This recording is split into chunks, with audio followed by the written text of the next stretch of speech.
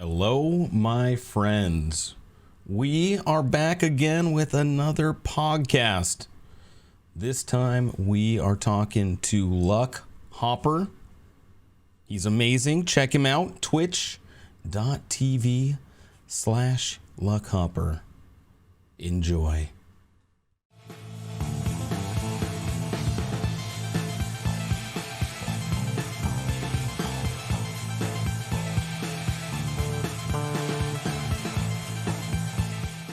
Probably not the strongest start to the podcast, but I've been dealing with a little bit of allergies today.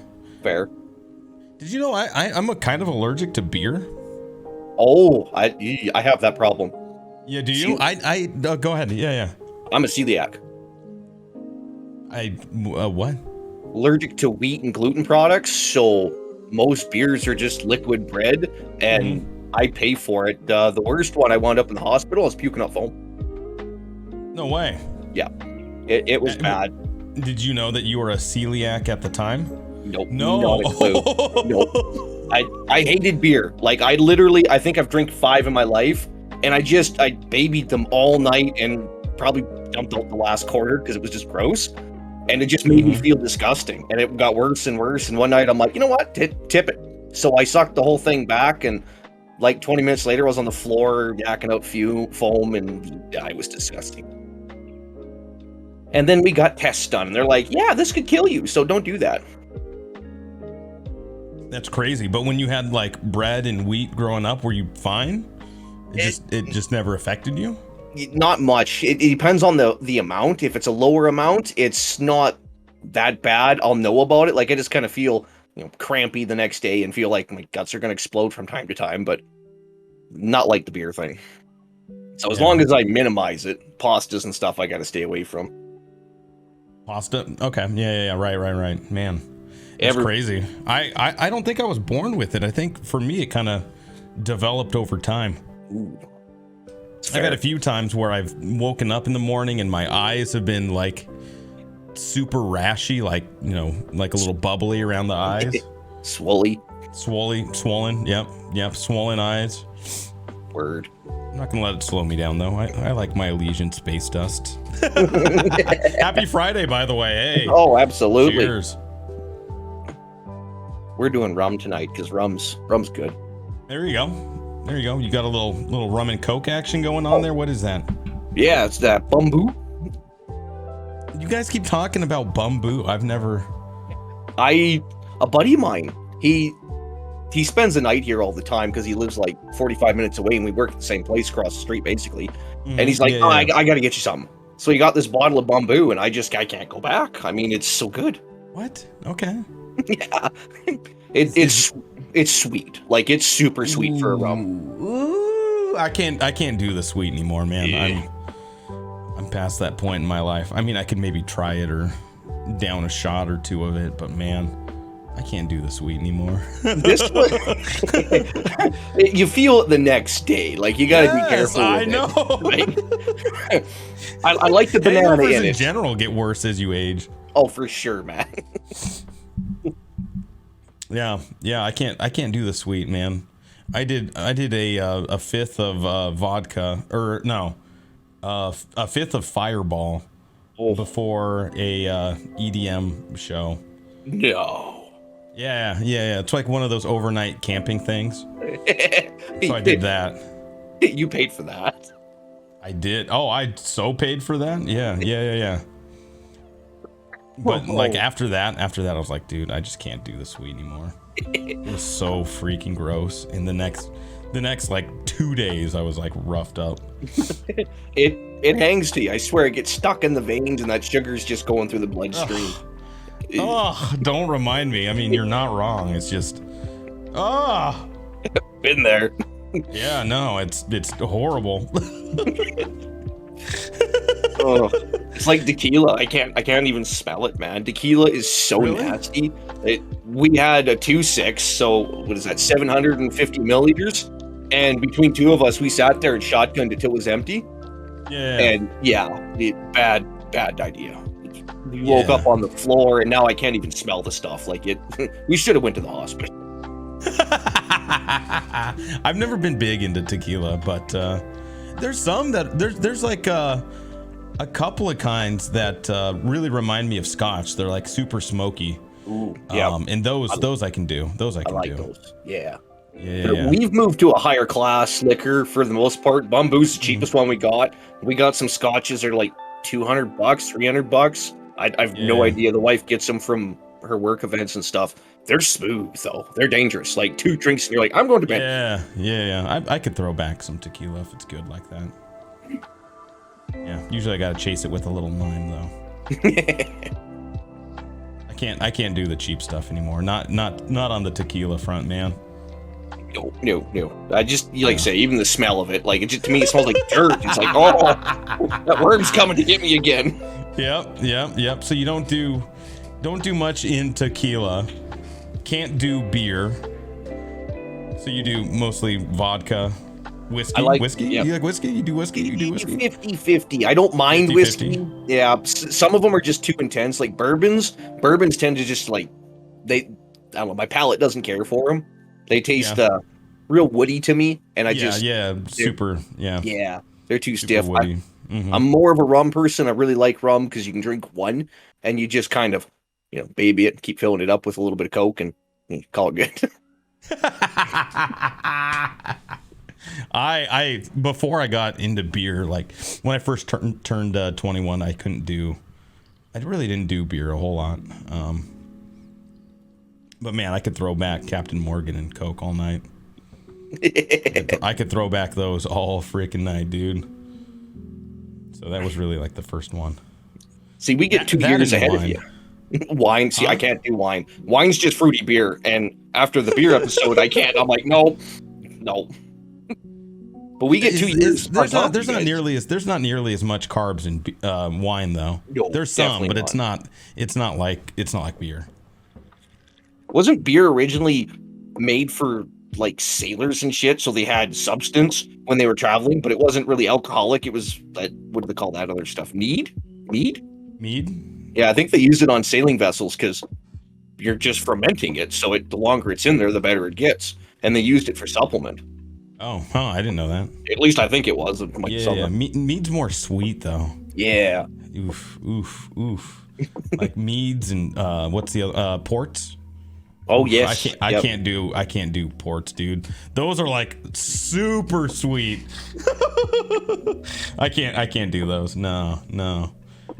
Unless they're not sugary, sweet. No. Can't do it. I can't do the sweet, man.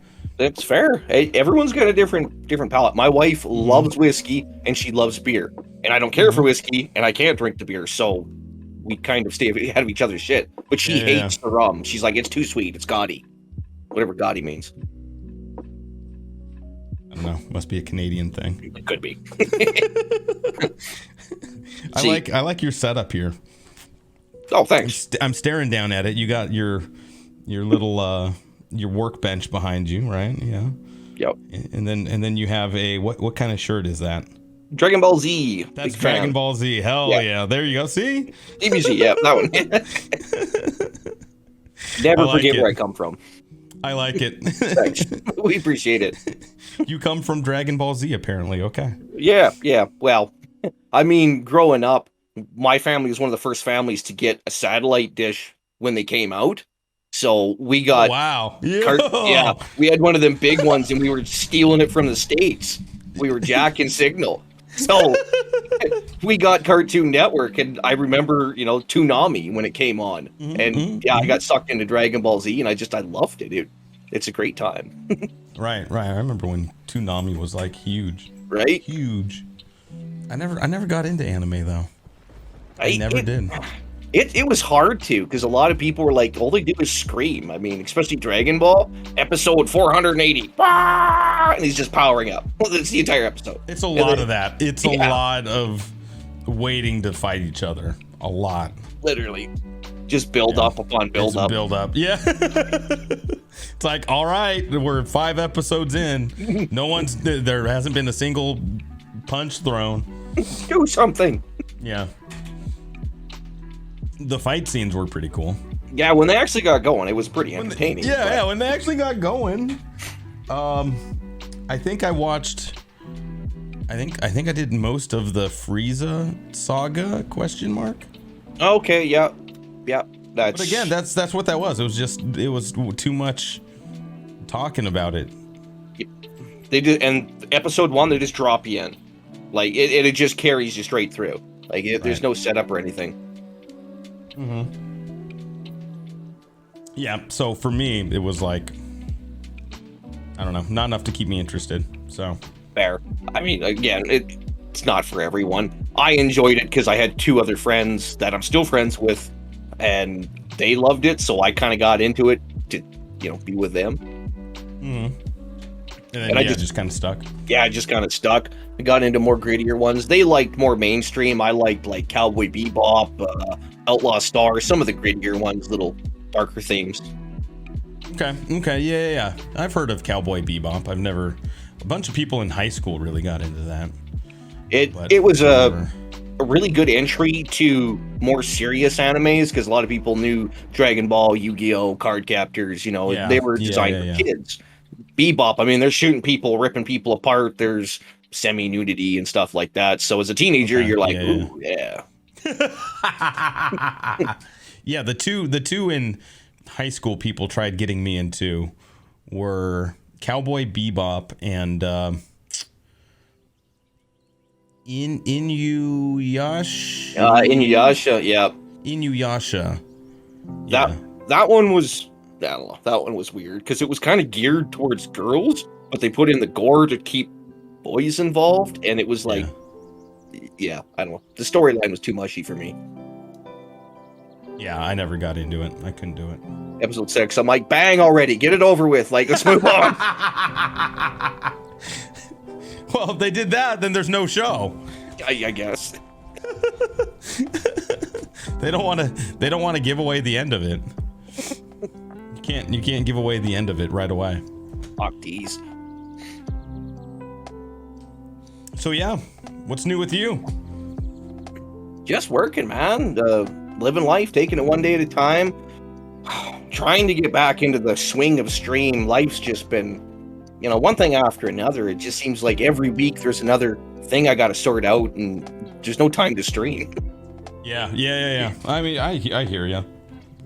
Life definitely happens. I was supposed to stream yesterday, and I got caught working in the office till, I don't know. I think I left the office at 8:30. Oh shit, that's a day. I put it somewhere in Discord. I was like, well, I'm already 2 hours late. I guess it's not happening tonight. Well, I mean, what are you supposed to do? Life comes first. I mean, just it's unavoidable. It happens. I try to make up for it when I can, but fair. Yeah, you just take it one step at a time, one day at a time, and oh yeah. I've actually ordered a backdrop so I can hide all that stuff because I've had people comment. They're like, "Oh, I know what that is," and then I've had some interesting conversations. Oh yeah, really? If you can see what's sitting beside me on either side of me, there's enough firepower here to start a small war. Oh. Just put it up. Just if you're worried about hiding stuff, just put it up front. Put it right underneath the camera. Yeah, I guess. Yeah, that's always an option. I got a backdrop that I'm going to try out. It's a nice Japanese theme, and it's got the Japanese tree and the sunset and castle, and I think I ordered that one. Or it's anyway. There's going to be a backdrop that'll just cool. Up and down, and so you're not going full green screen. You're going backdrop. Okay, that'll be interesting. Yeah. I'm not as cool as you. I can't quite have, realistic bookshelves in the background. I just don't have the kind of finances. Hey, it takes a lot to maintain a real real candle right over there. Yeah, it takes a lot. Burning all the time. Never goes That's up. right. Yeah, exactly. I don't blame you. It's expensive. It's a lot of candle wax. I bet. Yeah, I bet. You should see my candle wax bill. It's crazy. Dipping every day. That's right. No, I mean, for me, do what you want. I personally kind of like the real the real lighting approach, as Fair. opposed to the as opposed to like the green screen. I don't know. I think it helps you connect more with your audience. I don't know how, but at least for me, I just feels a little more natural. I agree. I've seen the green screens. I have the option. I feel like having a background will be like a talking point and bring stuff up. Yeah. It's people interested, right? Not a lot of people do that. Not a lot of people do just like a straight backdrop like that. So I think that's pretty cool. Yeah, exactly. I went with the Japanese scene because I'm fanatic about Japanese culture. I like the people, the food, the way they live. I just have always liked it. Oh yeah? Yeah. Have you ever traveled there? We've made 3 attempts. The third time we had tickets and then Rona kicked in and they actually gave us our money back. Yeah. Right. The second time I blew a turbo on my truck and that cost $6,000 to fix. Yeah. Yeah, you got to cancel a trip for that. Yeah. And then the first time we were going to do that as like the honeymoon after our wedding. And we just decided to scratch it and basically not have a honeymoon and just buy a house. So, I mean, fair enough. I mean, houses, can't go wrong with that. Basically, that's what I thought. Now I don't know, around here, housing prices are just crazy. Oh, tell me about it. And it's just, and it's going up everywhere. A $400,000 home in the major city north of me is now going for $1.25 million, $1.5 million. Like, it's unreal. We lucked out when we got in because I got a foreclosure. Someone just couldn't make it and the bank took it and we got it in a fantastic price and I can't look back. Right. Yeah. That's, I mean, I bought my condo, less than 1,000 square feet, 2-bedroom. I bought it at the end of 2016, start of 2017 for $145. And now I'm looking at selling it for over 400. Yeah, exactly. Over 400. Like what? That's the market. See, I really it sounds great, but I got to use all that money to buy a place here, and it's no cheaper. Exactly. What do you do next? Like, what's the next step? Like, you don't get ahead. Like, it's right. Yeah. Right. Unless I was gonna like just take that money out and move to the country, you really don't gain a whole lot from it because you just gotta. It's moving up here at the same rate, right? Exactly. So it might be skyrocketing here, but my price to buy is also skyrocketing. So. Oh, absolutely. It's the same everywhere, and unfortunately, our dollar rate it screws us right now. Gasoline, $8 a gallon. Like, is that what you're paying? Oh man. The Alberta here where I'm living, our government or the provincial government's like, no, we're not doing that. So they pulled the tax on it and they dropped it about 150, 160. But the rest of the country, $8 a gallon. That's crazy. My God. $8. Wow. That is insane. $2 a liter. And it converts to $8 a gallon. And out of that $2, $1.70 is tax. Right. They're just taking it off the top. Don't get me political, man. I am politically charged as fuck. So when you say it's eight, that's 8 Canadian? 8 American. I'm just converting it for you. Oh wow. That's crazy. Yeah, $2 a liter, 4 liters to a gallon, give or take. Okay. Yeah. Wow. $8 American dollars a gallon. Yep. And the exchange rate's $1.26 right now. And you drive your day-to-day is like what, a truck? Yep, 2 of them. Yep, I don't know how you pull that off. That's crazy. Well, I'll tell you how I pull it off. It's real simple. It's called using the noggin. My work truck is a 99 F-150, just a pretty big plain truck, nothing special. But my job pays for my truck. They give me $50 a day, bar none, because I haul fuel. So I take fuel from the yard out to the equipment to fill my equipment up. So the truck I have that the wife drives, my red pickup pays for her pickup. And then it covers all her fuel costs. And then she works remotely. Her job's about an hour and 20 minutes that way. And so she drives on Mondays and she's there for Monday. And then Tuesday through Friday, she's at home. So her job pays her for fuel. So we make it work.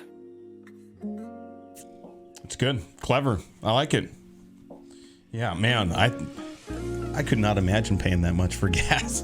It's literally killing people. I mean, Mohawk right now where he's at, it's bad.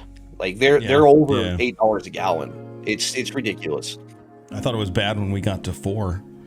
We're luckily it's come back down a little bit. So I'm at about like the 360-ish range. Okay, yeah, that's not terrible. I mean, it's not not terrible, but yeah, I mean, like when I first moved out here, I was paying like $2.25, $2.50, somewhere in that range.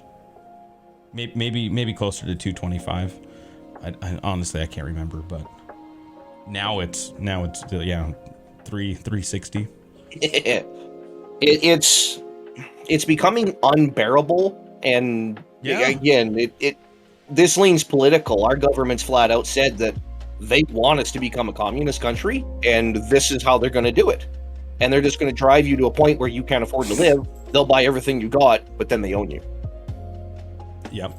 And it just, I don't know how political you want to get. It doesn't matter. Just cut that part out. No. No. I tell people, hey, unless like there's like something like sensitive, like, oh, hey, I said something a little too personal, or, you know, oh, this could affect somebody else, or this could affect my job. I'm like, hey, I'm not going to cut anything out. Like, I don't care. Topic wise,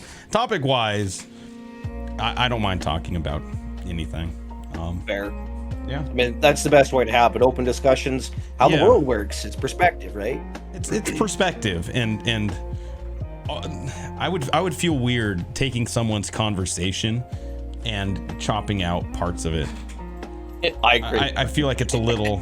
I think especially if, you know, the topics are heavier, that it's a disservice to them, because then you're not hearing the full thing. Thank you. Thank you. Yeah.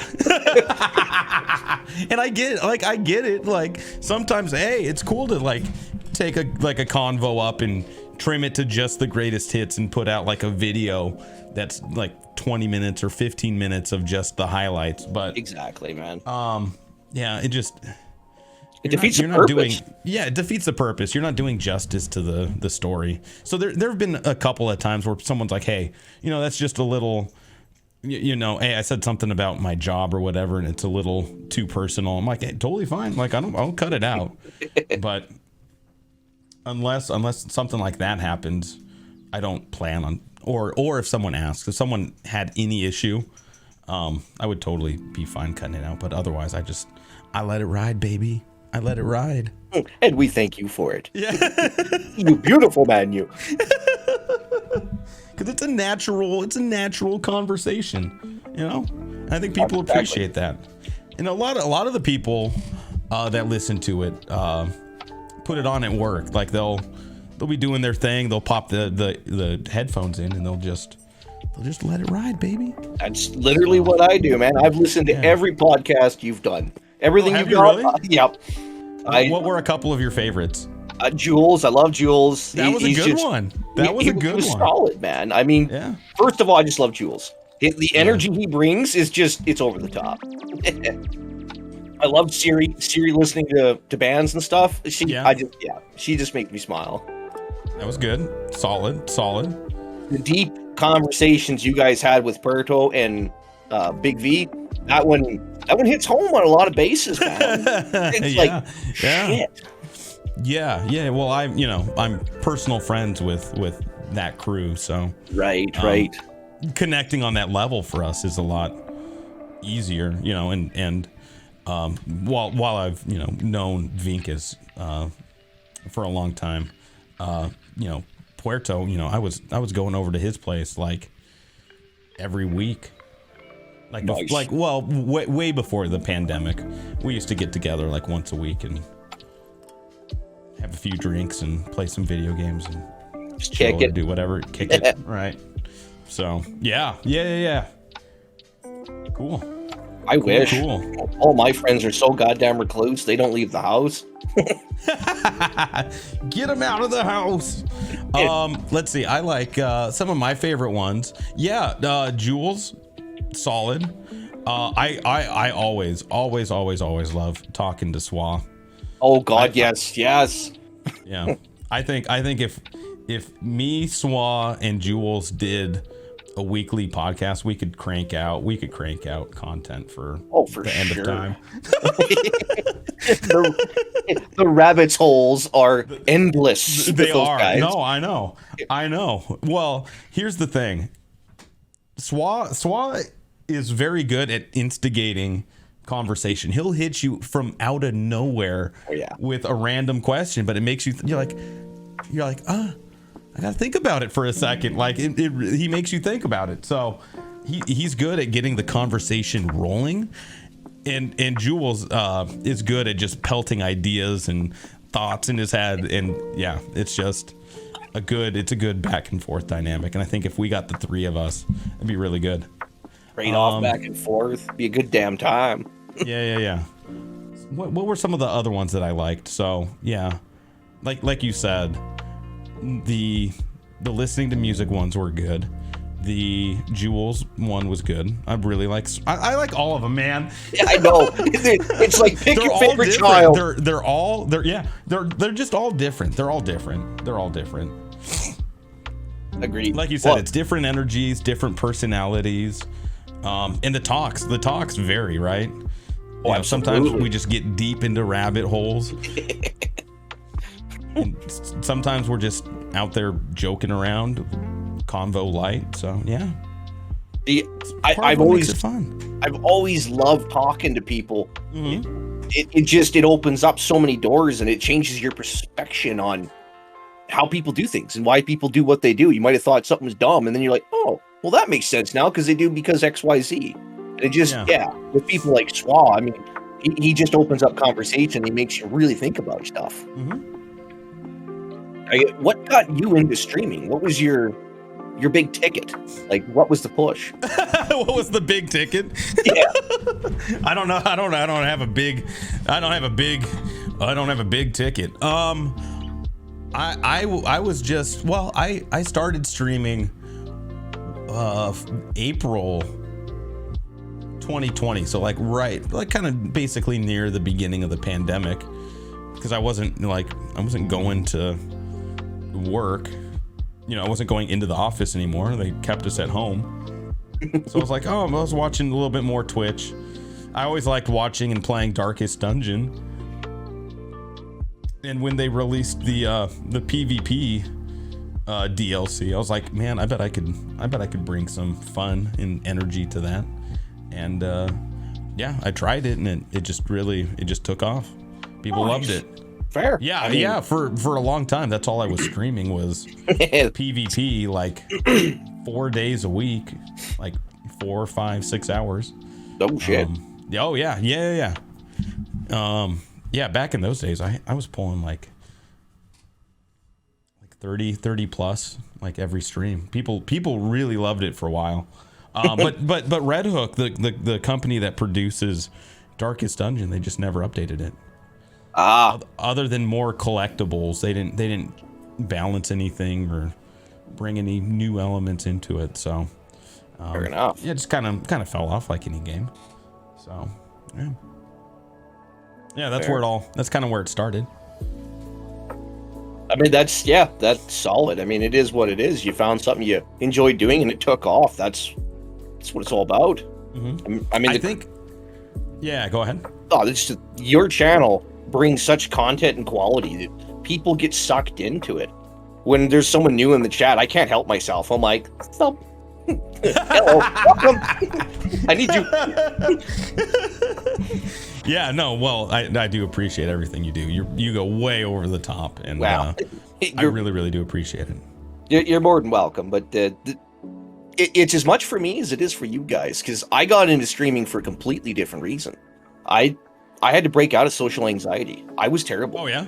Like, no way. I was super angry, like 24/7. You got too close to me, I tell you to back the fuck up right now. Mm-hmm. I'm talking like strangers in the shopping mall. Get away from me now. Like, you're in my bubble. And I was always angry that way. And I just decided one day I was getting out.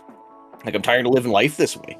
So I ended up starting with YouTube, and I found I loved making content. The content sucked, but it was a lot of fun to do. So Twitch just was a natural progression. And it was SWA. I mean, just talking with them, all of a sudden I'm involved in the community and enjoying myself, and I was able to get past a lot of that bullshit and just walk through life. And now, I'm just as much part of the community as everyone else. So when new people come in, I just drag them in because you never know what they're going through. They might be having a terrible day. Drop them a sub, get some hype, make them special. Like, you're here, you're new, you're part of us. Just welcome on in, and you just suck them in. Yep. And by the way, everybody's content sucks when they first start. Right? Oh God! I first downloaded Twitch. I recall so well because I was checking out people's videos on the American truck side because I love the game and I understand it quite well. And I jump into channels. I'm like, hey, this guy's got a low count. Let's pop in, see what's going on. And your first 5-10 streams, they're not great. I mean, you're 5-10. I'm thinking like 100, 200. Holy hell! My first 10,000 streams. Oh God! I had a little bit of practice with the YouTube channel, getting a flow, getting it coming, and I was watching these guys, and I'm like, I hate to be a dick, but I think I could do this a better job. I mean, I could provide something. So I just got into it, and then I got sucked into SWA's channel, and that's kind of where it started for me. Yeah.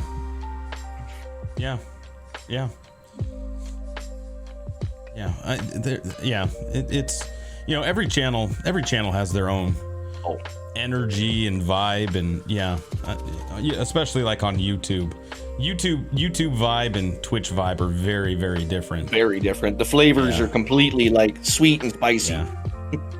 Yeah. Just super like over the top energy. I can't do those ones. The ones where, like the YouTube videos where they're yelling and screaming and music's blaring, and then I can't do those. I agree. I like the consistency. I mean, and I get it. They're not going for the 36-year-old. That's not their demographic, right. And I get it, right? But man, I can't do it. I agree. I'm with you. I don't watch stuff to be part of a vibe. Like, I enjoy the community we have. So we support each other and we play. I mean, it's a lot of fun. Are there any YouTube channels you like bigger ones? There's a couple, but they have nothing to do with games. Most of the channels I watch are either travel or firearm related or politically related, because it's the best way to get information outside of mainstream stuff. Oh, sure. Okay, so like news in like politics and stuff. Yeah, one of the big ones I really enjoy, and some people might know it, The Quartering. Okay. He gets into everything from mainstream politics to what's going on with Will Smith and that crap, and like he goes through and he finds the information, and he's just solid to listen to. So something to find out what's going on in the States. Okay. Yeah. So, right on. Like what is that? Like a pop culture. Yeah, that'd be the best way to put it. With a little take on it, or more or less, yeah. Yeah. Okay, cool. Yeah, I like watching. On occasion, I'll watch some gaming channels on YouTube. I like Neebs Gaming. It's pretty good. Every once in a while, I'll watch Markiplier. His content started off really, really chaotic for me, and so I couldn't get into a lot of those, like the early and mid years of him. But he's kind of started to like settle down into his groove, and I really think he's up the level of his content over the last couple of years. So, that's fair. It's fair. Yeah, I mean, it's good. He's good. And he plays a lot of good, like, just random horror games. So it's like right up my alley. Yeah. You're like, oh, now I get it. Right? Yeah. I'm smelling what you're thinking. I got it. Yeah. I wish I had more time to watch more of his stuff, because he's very good, very talented. I don't like you guys do them damn horror games. If I had scare alerts on, I would lose my shit. I would snap on somebody. I've done it. You've watched me snap. What do you mean? Yeah, but when you snap, it's like, okay, then it's all good. Everyone's chilling. Not me, man. I'd be like, oh, I'm out. I'd stream run and I'd walk out. Get banned, all of you. Get fucked right now. Have you ever done that? Have you ever stormed off on a stream? I have not. I've had a few streams where I just Halo. Okay, I gotta put this down. We're gonna play something else. Right. Okay. Yeah. All right. I try not to let my anger get to me. It's why I don't stream racing games, despite the fact I love them. Because when things go wrong, I get mad. I start to bitch out. I love it, man. What racing games? Project Cars 2 is probably one of my favorite because it's the most realistic. Yep. Most of the Need for Speeds because they're just a fun arcade game. I've got one Forza, but it seemed too tacky for me. I like the cars, but the tackiness I didn't need a story. I just need to race. Like that's all I wanted. Right. You're right. I remember Need for Speed. Yeah. Oh yeah. NFS was the big shit back in the day. If you had PC, you were in it. Yeah. I've said it a bunch. I liked Cruising USA. Solid. Love that Cruising one. They USA. had that one at the arcades. Yeah. Oh fuck yeah. What was San Francisco Rush was the other one? Oh yeah. Shit, I haven't heard. Fuck yeah. Yeah, I like that one too. I like Cruising USA and Cruising World more. But San Francisco Rush was pretty legit too. Oh, absolutely. Even Crazy Taxi. I mean, back in the day, it was fun as hell. Crazy Taxi was legit, dude. Right? Talk about a game I haven't even heard of in 20 years. Holy hell. See, I'm bad because I'm a collector, or I was. I have everything from 1985 to now, other than the most current gen S4 or S5 and whatever the Xbox is. But everything in between, I'm missing a Jaguar and a 3DO. That's it. Okay. Yeah. Wow. Oh, wow. What? Yeah, I got into it bad. I joined a broker program, and we would buy and sell trade games, and we were making money at it. We were making like $2-3 grand a month finding games. We were basically bounty hunters looking for stuff, and we would go to garage sales. And because I traveled for work, I was hitting pawn shops and local stores, and wow. I got games that are worth hundreds of dollars to the right person, of course. Oh yeah. I was looking at it not too long ago. A lot of those like popular SNES games, they go for like $200-$300. Yep. I think for the one Christmas to gain a little money, I sold my copy of Zelda 2, gold cartridge, working, in box with manual for $380. Wow. That's so much. Somebody wanted it. I was like, here's the price. They're like, yep, here. Wicked. Yep. I think for the most part, I kind of got rid of the older consoles as the newer ones came out. But yeah, no, I don't have any of that old stuff anymore. I mean, there's not a lot you can do with them. Even the new TVs don't want to render them properly. They have issues. They're not great. Right. That's doing weird shit. Now, I wish I still had it. It'd be nice to go back and look at my collection. I got a ripsaw because I intended to do that, and I just never got around to it. There's a lot of cables. Yeah, it's like Elgato. It's the same thing. It's a capture card. Okay. Yeah. Okay, capture card. Yeah. It's just through Razer. Right. Oh, okay. Yeah. Okay. Works good. That would be legit, man. I wish I could go back and play some of those old ones. Like I had Secret of Mana. Oh, wicked. On the SNES, yeah. Hell yeah. That would be, man, I love that game. I love that. Did you know that they did a second one that was only Japanese only? Really? Yep. I did not know that. Yep. They have it on the Switch. As a bundle. Nice. Mm-hmm. Very nice. Yeah, so they took the sequel and then they just translated it. But like Chrono Trigger, wish I still had that one. I still have that one. Chrono Trigger is a deadly one. I got that one for console and GBA. Classics like that. Oh, cat's doing stuff. Yeah, that is a big cat. You big boy, cat. Fur baby. She gets what she wants. Get out of there. Yeah, that cat's bigger than Ozzy. Ozzy's only 8.5 pounds. I think she's about 4. She's just long and lengthy. Oh, is she? Okay. Well, maybe not. Maybe not at all. It looks big. Yeah, looks big. Camera's adding pounds. Hey, Fluffball. Yeah. Yeah, that's what they say. The camera adds 4 pounds. Oh, the joy of pets. Yep. You don't got any creepy crawlies, do you? Oh no! You mentioned that. You used to have like snakes and stuff, right? Yeah, I did a snake. I don't once. Oh man, I don't know. I don't trust snakes. They got a weird vibe to them, man. I thought I'd like snakes, and then I realized don't trust things that don't have legs and can still move. No, I don't trust things called serpents. No, can't do it. No. I have a stepbrother in Brazil, and he has a bad habit of sending. Oh yeah.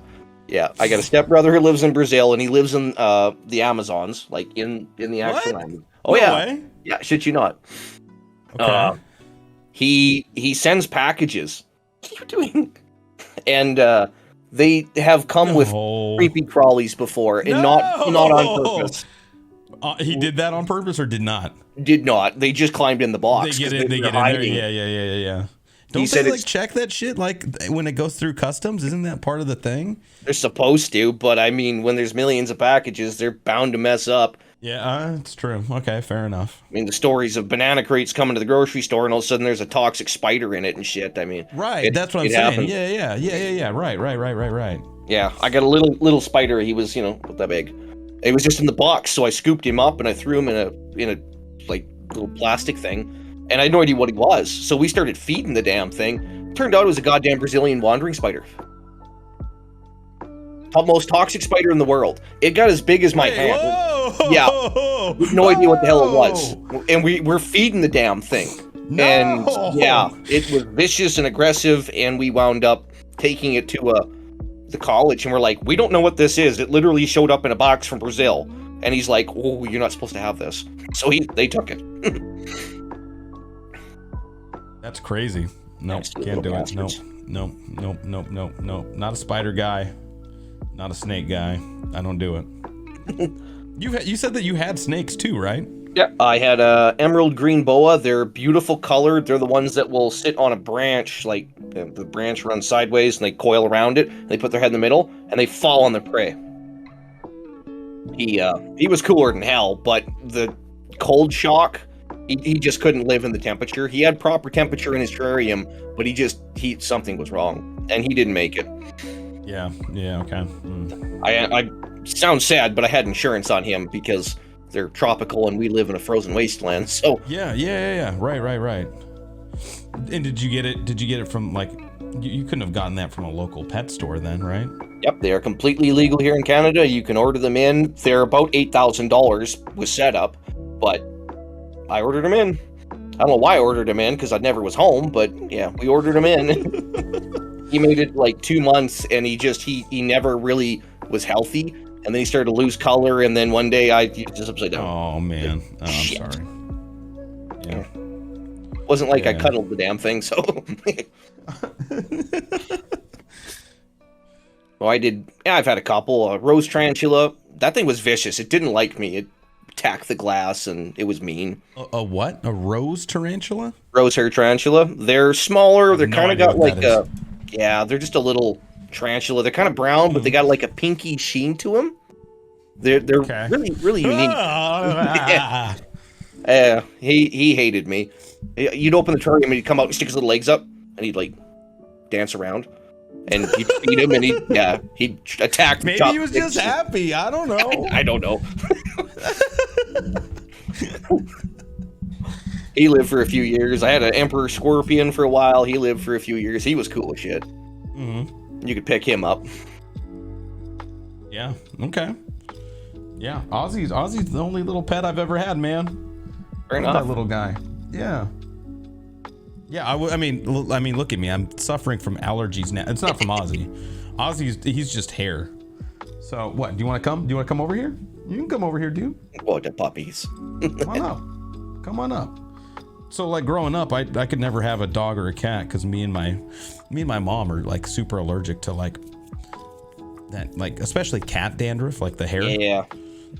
But just because of that, like I never had a dog either. But hypoallergenic dogs, ones that have hair instead of fur, it's totally fine.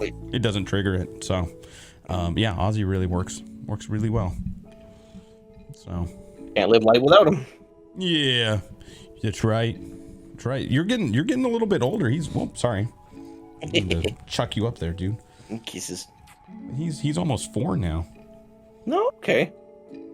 Yeah, I mean, still young. Like he's not old, but he's not the ultra young pup that he used to be. He's just a little bit closer to middle age. He's about my age. Middle age. He's a young adult. Fair adult enough. pup. Fair enough. I mean, you never guess it from his demeanor, but he looks good. He's always happy. He's excited. He's pretty spry. Oh yeah. No. I took him into the vet not too long ago. Clean bill of health. Super energetic. Not quite as thin as he was, which is, well, I mean, he's still like skin and bone, but not super skinny. So the doc was glad to see that. He's just healthy. Good deal. Yeah. Meanwhile, I went. What was that? What did last? No, it was this Tuesday. Yeah, Tuesday this week. I went and I got an MRI on the old shoulder there. Ooh, yeah, how's that working out? It's fine. It's okay. I need surgery on it. It's gonna happen this year. It's just a matter of when. So, yeah. And does it pinch when you move it, or is it not bad? No, it's just limited range of motion, and if I overexert it, then it comes out of the socket, and that's when it really sucks. Yep. Getting them in, it's not a pleasant experience. Yeah. You should see my medical record. They literally have a box, like one of those file boxes, and it's just me. It's just me. X-rays. Really? Oh yeah, I think I've had somewhere between 300 and 400 X-rays. For what? What are you doing that you need that many? What are you like? Did you do MMA, boxing, motorcycles? Oh, motorcycles. Yeah. MX, cross country. Nothing professional or anything like that. We just dumb and rode bikes, and then I got into street, and it just got worse and worse. Yeah. Were you going crazy with the street bikes, or? Oh yeah. No, we were humming. I've wrote 2 bikes off completely. I smoked the back of a Ford Ranger and damn near wound up in their box. That one wasn't my fault. She was in the middle of the intersection and locked her brakes up in a yellow light, and I couldn't stop. Come on, lady. Yeah, I clipped her bumper. I was trying to get around her, but the person beside me on the other lane, they thought I was racing, and I had a concrete wall on this side, so they cut me off, and I clipped her bumper, and over I went. Yeah, I paid for that one. We were doing, I don't know, 40 mile an hour when I did that one. Yeah. I hit a semi truck doing 60 mile an hour, give or take. On the freeway? Yeah. He intersection, and he just pulled out. He didn't see me. He just pulled out in front of me and started to turn left as I was coming at him, and I laid the bike down, and I clipped his back duals, and I went under his trailer spinning, and I just shattered the bike. Wound up with a couple broken bones on that one. Lucky wasn't any worse than that. That's crazy. Yeah. Could have died on that one. Yeah, that one's super lucky. Yeah. The guy didn't even know he'd hit me. He just kept going. He'd made it like 45 minutes down the road when the cops caught up to him because he didn't feel it. It was just a bump. He just figured there was a bump in the road. He never saw me, anything at all. How did he not see that or hear it? I honestly assume he was exhausted and just his brain wasn't firing on all 8. So yeah. Typical trucker. Yeah, crazy. That's wicked, dude. Wicked. Yep. So I know the shoulder pain. This one got blown out. Luckily I didn't stretch it too bad. They were able to put it back in, but I broke almost all the ribs on this side. I got 4 or 5 on this side.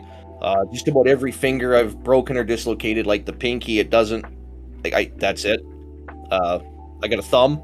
It doesn't close. Like no matter what I do, it doesn't close. It's I can't do close. That. I can't, like my thumb. I can't close it. This one I can touch.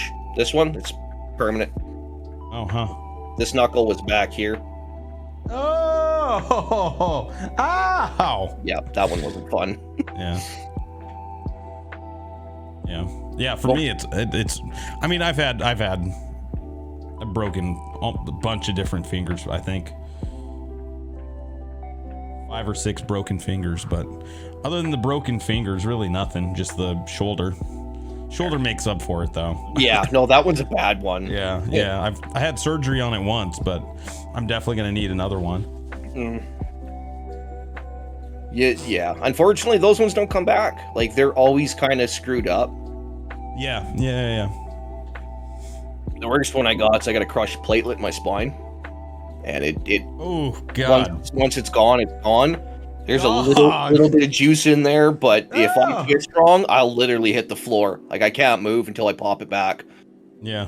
I come down on my head, and the spine went in. Yeah, one of the plates. What happened? How did you injure it? We were riding bikes, and I was hitting some jumps and stuff, and the bike bucked, and I bailed off the bike, and I got caught, and I come right on my head, and instead of folding, my spine locked up, and it compressed my spine. Right. And one of the squishy discs in the middle, gone. Like I just blew it out. It just exploded. Shattered it. Yeah. Oof. Yeah. That's why when I'm sitting, I'm always leaning back. Like my chairs are always tilted because if I sit upright. Where was the disc? Like up high somewhere? Right in the middle. Right in the middle. Yeah. Yep. The guy, the doctor attending, he's like, "You're lucky you can move." He's like, "You should be paralyzed. There's no reason you should be walking." Everything's working, so I think that's in a week. I don't know if you want to hear that or don't want to hear that from the doctor, but wow. He pulled out my file and he started realizing there was files, like plural, and then he started being a dick, and I wasn't supposed to ride anymore, and I was told to slow down. That's okay. You don't control me. That's good. The wife does now. She doesn't let me do too much crazy stuff. I sold all the fast ones. Now I just got a gold wing, and we putter around. Right. Yep. You were never much of a car guy. Or bikes. Yeah, not too much of a car guy. Yeah. Fair enough. Yeah.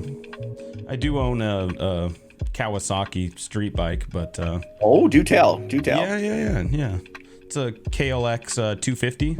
Nice, yeah. So it's one of like the dual on-road, off-road bikes. And I've ridden it a bit, but man, my shoulder started getting bad. When I started sneezing and knocking the shoulder out of the socket, I was like, I can't. Yeah, no. I can't ride. I can't. Because you're already like especially with that bike, the handlebars more out here. Yep. So I was like, that's already like a bad news situation. So I really kind of, at first I cut back on it, and then I was like, you know what, even if I'm only going 35, 40, if that shoulder pops out, I'm done. Yep. I'm just done. I'm just like, no matter what, I'm just done, because it hurts so freaking bad. There's no way I can control and stop, and the bike itself is like hundreds of pounds, probably 400 pounds, like easy. Like it's just I'm gonna crush myself. I'm gonna fall off the bike, or I'm gonna stop the bike, and it's something bad. It's just not a good situation all the way around. So unfortunately, yeah. Oh, I hear you on that one. Cars and bikes have been a huge part of my life. Hold on a second. Let's see.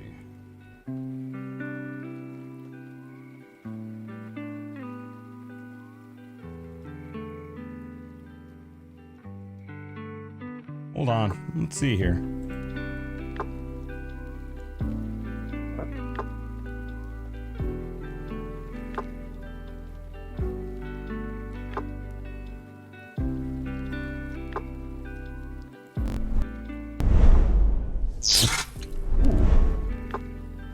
All right, can you see that? Oh yeah. Let's see. I love the puppy. Oh, Look at him go! Look at him go! Look at him go! that's puppy. The puppy Aussie. Nice. Where is it? Yeah, there it is. Right here. Oh yeah, that's beautiful. It's a good-looking machine. It is. It rides high, man. Oh yeah. That one rides high. But man, I mean, there it is next to a car, right? If you're listening to this, you have no idea what I'm talking about. But yeah, no, it's a sweet bike, man. I love the camo codex on it. That's beautiful. I love it. Yeah. There's a couple of different colors from this year, from the 2018s.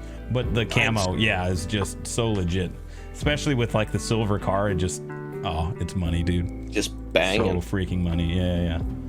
So, anyways, there you go. Boom. Yeah. Nice. Wait, I went to the wrong screen. Hold on. Oh no. Close up on Halo's eye. No, I don't want to close up there. That's what I wanted. Yeah, I see more of you than I thought I'd want to. Not enough, baby. Not enough. Go on. So yeah. But like I said, in the last year and a half, man, the shoulder's just been so crazy. Hey, I hear you. I'm like, I'm gonna get it fixed. Better. Yeah, I'm gonna get it fixed. I'm gonna wait a few months, like 5-6 months, and then start to work back into it. So nice. At least you've got mobility and you can still use it. I know a few people, they've blown a shoulder and like that's it. That's all they got, and they can't. Yeah, it's not good. Yeah, I was lucky. I was like what, 20, 24, 25, 26. I think 24, 25 when I blew it out. So I was lucky. I was young. For sure. Yeah, I still got some time to heal up. Shit, I bend over too fast now, and I'm done. I'm gonna stay there.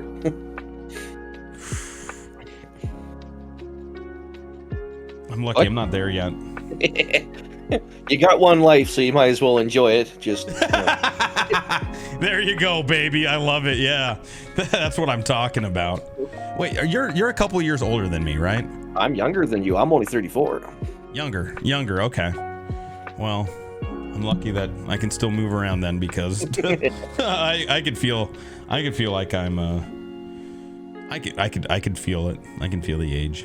Oh yeah. I can feel the age. But we live two different, very different lifestyles. I work construction, and I've been through the ringer. That's why I run equipment now. Is I'm sitting in a glass box by myself, and it's a lot easier on the body. Yeah. I did construction for a couple years. I was like, man, I gotta figure out something else. It's not for everyone. I mean, you've got the options. I tried the school thing and it didn't work out for me. It just there's just no jobs. Yeah. I got very lucky with the career and jobs that I've kind of fallen into. So fair enough. Yeah, just it was for me. It was really, really being in the right place at the right time, and even being able to teach like at the college level. That was more just right place, right time, more than anything else. So yeah, sure. I've always enjoyed teaching. I originally wanted to go into teaching, but I can't handle kids.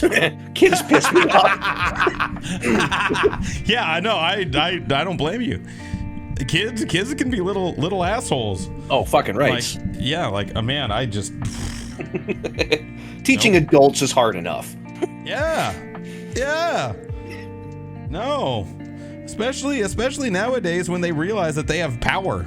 Oh God, yeah. They know that you can't do anything to them. They know that they're untouchable. That's I don't want that in my life. I don't want that in my life. I don't need to be catching smoke from a middle schooler. Nope. We always get young guys that come up north, and when I mean up north, people might not understand what the oil patch looks like, because you got two different industries. You got the tar sands, which is open pit mining, and there's lots of activity in the mine. And then there's oil and gas, where drilling happens. And you're literally, pick a place in a forest and go 300 miles from the nearest paved road. That's where you are for the next 40 days. You live there now. Wow. There's just a nasty goat trail, and all of a sudden you pop on a rig site, and that's it. That's where you live. You now live here, period. And you've done that? Oh, many years. 15 years worth of that. Like I spent... You work like what, 40 days, whatever it is, 40, 50 days straight?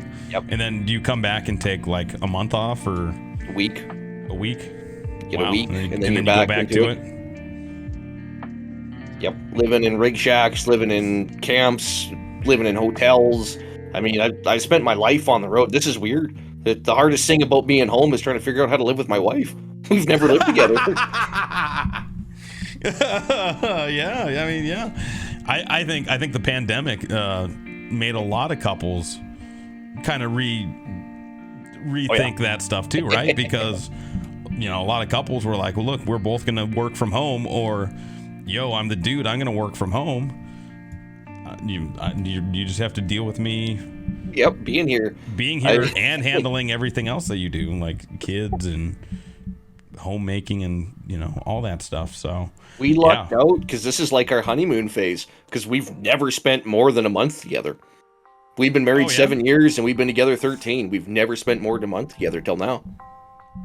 Like I've never been home.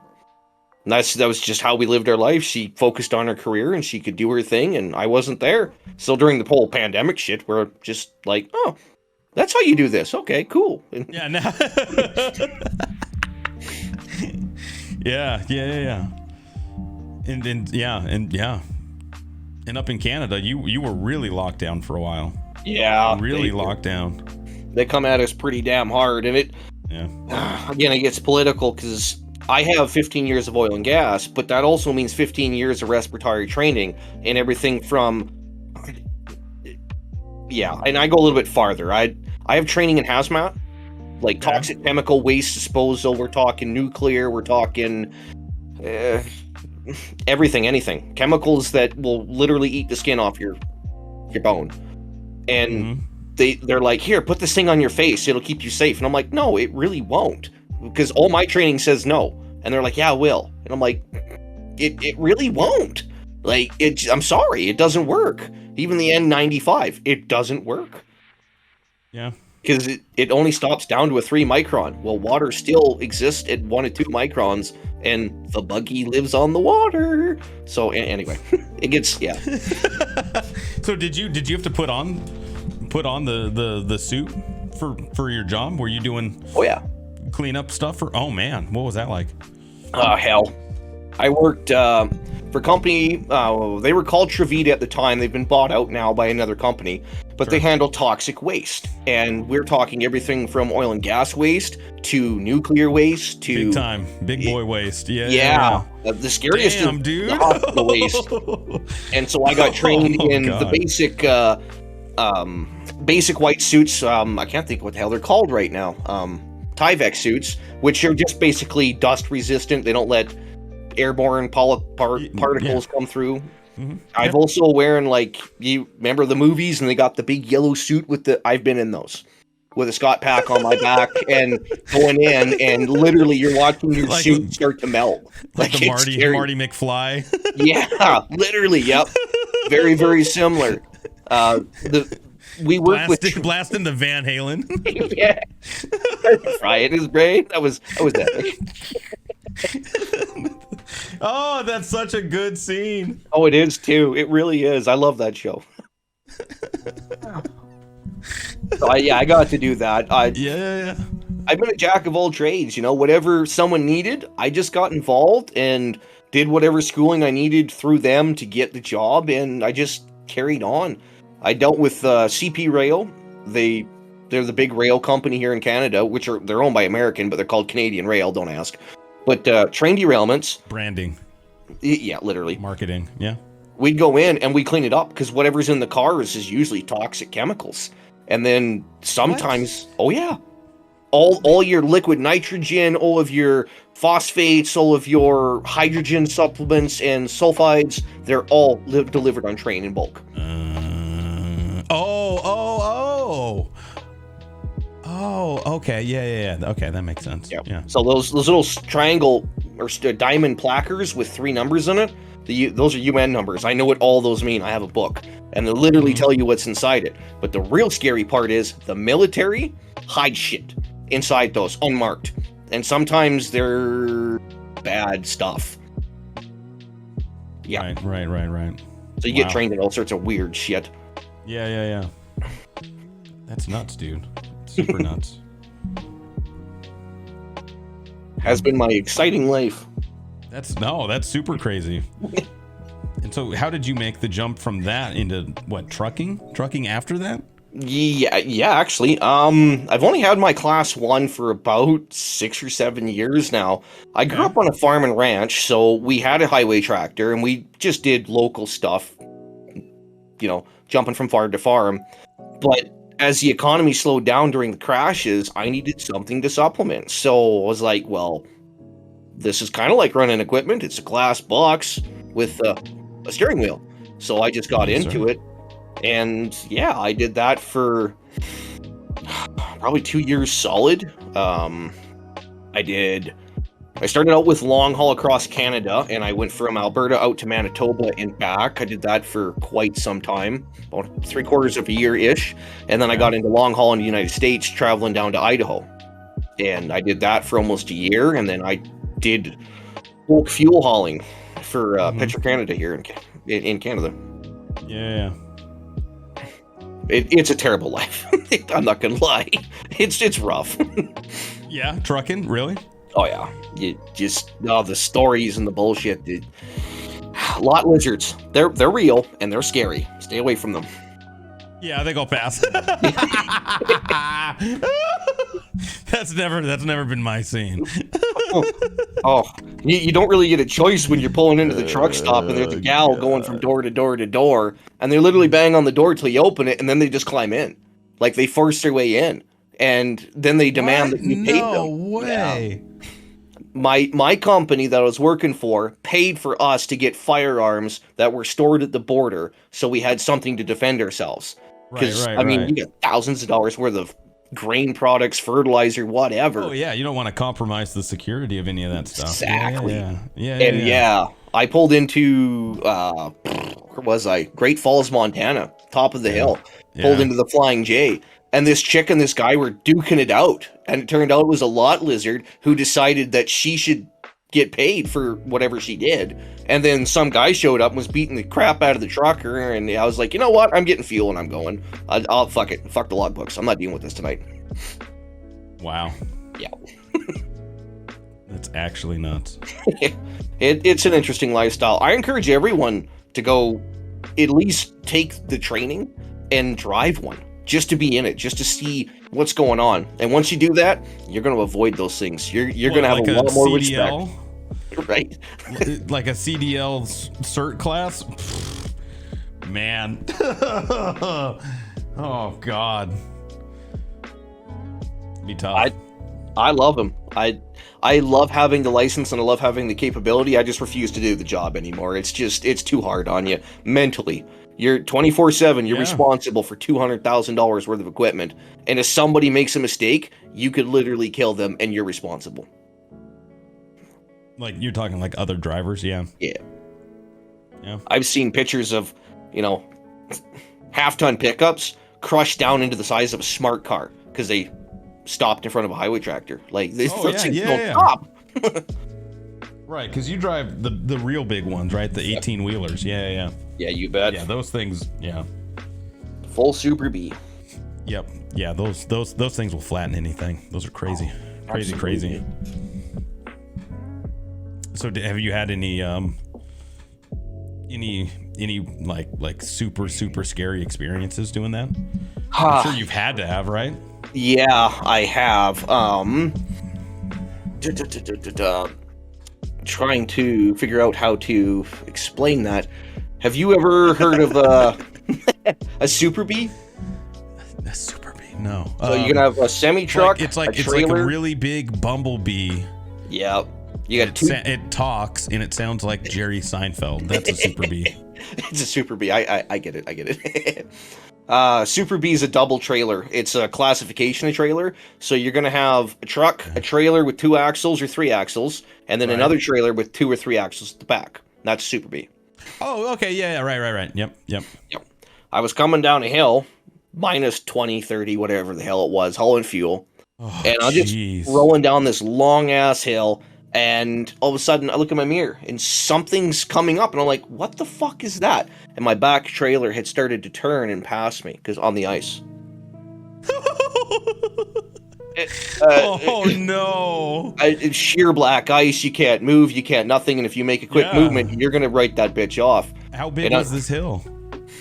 She went for about 5 miles. Straight down. Nasty angle. It's like coming down like a mountain pass or something, right? Yeah, it's mountain ranges. Heading out to Banff. Yeah. You may have heard of that area. It's one of the largest hills going there. And it's not a super steep hill, but it just goes forever. Right. That trailer started to turn on me, and thank God there wasn't another soul. Like the road was empty, and I just reached over, and on the wheel there's a handle, and all it does is control the trailer brakes. It's called the spike, and I just gave it a little bit of a tap, and the trailer brakes locked up, and then the trailer started to come back, and I just started to let the truck ride. And when that trailer come back, that whole truck and trailer started going like this, pinballing down a double lane. So you were literally rolling down the hill with a jackknife trailer. Literally. And everything I had to get that bitch straightened out. Could you imagine being, let's say you're coming up the hill? Oh, fuck. Oh, could you imagine? It's game. Like, you head for the ditch because you're going to die. Oh. Man, that would be so scary. Just seeing this wall of trailer just riding at you on ice. Was not a pleasant experience. That was kind of what ended my trucking for me. Wow, that's good wherewithal to be able to kind of just gently engage that brake and get it to just slow down enough to bring it back into position. That's crazy. Scared the hell out of me. When I got to the bottom of the hill, I got it stopped, and I was white. Like I couldn't think, and I got out of the truck, and I'm like, okay, I need some fresh air. I got out of the truck, I put my foot on the ground, and I slipped, and I started to slide on my ass down the road. Yeah. Just pure black ice. And I was like, you know what? I quit. I've had enough. It's not worth it. That's actually amazing. Holy, yeah, I would need a big break after that, for sure. I was checking my pants. There may have been monkey mustard back there. I wouldn't even be checking mine. I would know. I could just change new pants. New pants it, right? Yeah, there was one time I was working. This was back. I was in college. And I was driving home, and I knew it was, it was one of those things where it was like a couple of late nights and early mornings, and so it was like, I don't know, 2:30, 3 o'clock in the morning. It starts driving back to the college, right? And I had like an 8 o'clock class the next day. I was just super tired. And I know I just kind of closed my eyes a little bit, and I just remember opening my eyes, and I was like, I'm in a different lane right now. Oh my God. I was in the carpool lane when I started, and when I opened my eyes, I was like 2 lanes over. Shit. Yeah. And it's just that fast too. I mean, one brief moment could be the end of it. Yeah. It was like, I don't know, Like I said, like close to like 3 o'clock in the morning, probably like 2:30. So it wasn't like a lot of traffic, but fair. Still, I mean, that's a very, very good. It was a very good sign that I was like, I need to rethink this. I'm like, this isn't gonna work. Yep. Didn't see the black dog, did you? No. Hey, see, you know what I'm talking about, though. Yeah.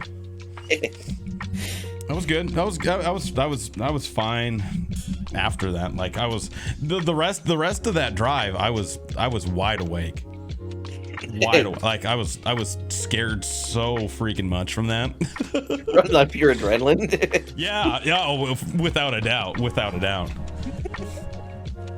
So, yeah, that was in terms of like scary work experiences.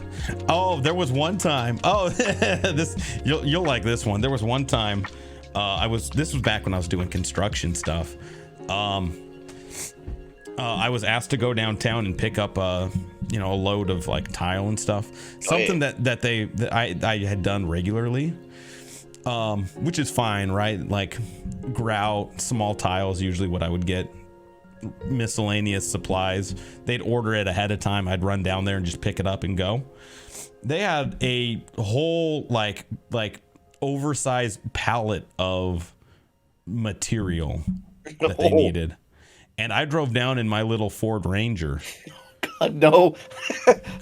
Because I thought it was just a regular day. I was like, sure, I'll just run down there and grab it, whatever. No problem.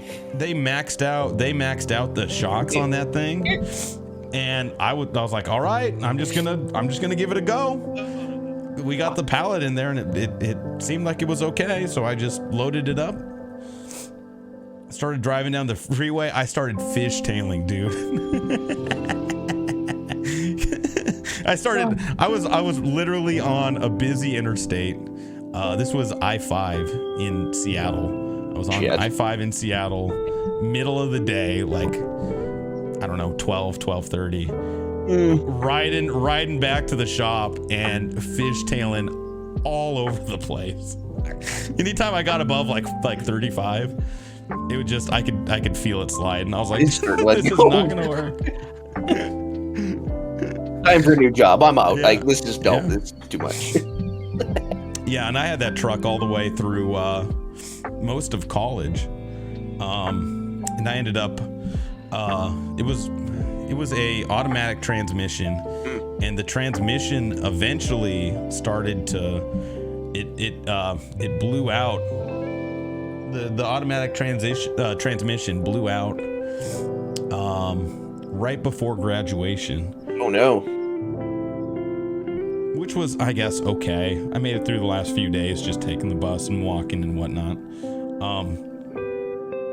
But I had to drive it back home after that. And home was hour 45 away.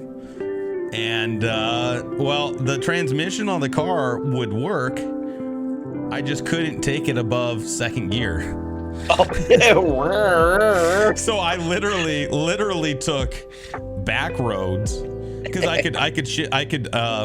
had the ability to put it into first or second, so I could get it up into second, and just ride that gear, right, and then lower it back to first if I came up to a stoplight. So yeah. I didn't take it on the freeway. I took back roads all the way from the college back home, and I think it took like 6.5 hours. Because I was taking back roads. I was doing like 25, 30 just in second gear the whole way. Yeah. And then if I got onto like a highway where the speed limit's like 40, 50 and I'm doing 30, cars would start to pile up. So I'd pull over to the side, let all the traffic through, and then get back on. And, it's not the fastest route. So I'm like winding all over the place. I remember 4 hours into it, I was like, oh God, I'm only like 2/3 of the way there, or like halfway there. I was like, fuck.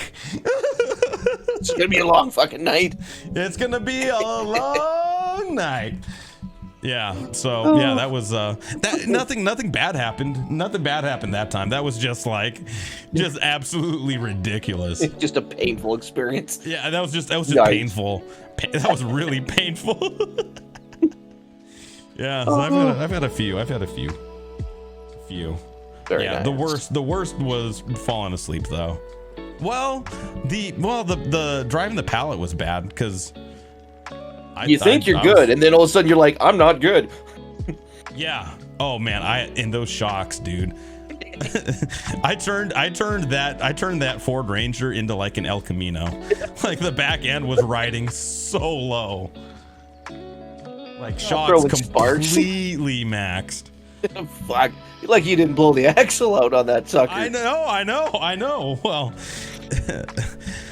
if I would have known that now, if I would have known what I know now, I would have said, you can't, this isn't going to work. Yeah, no.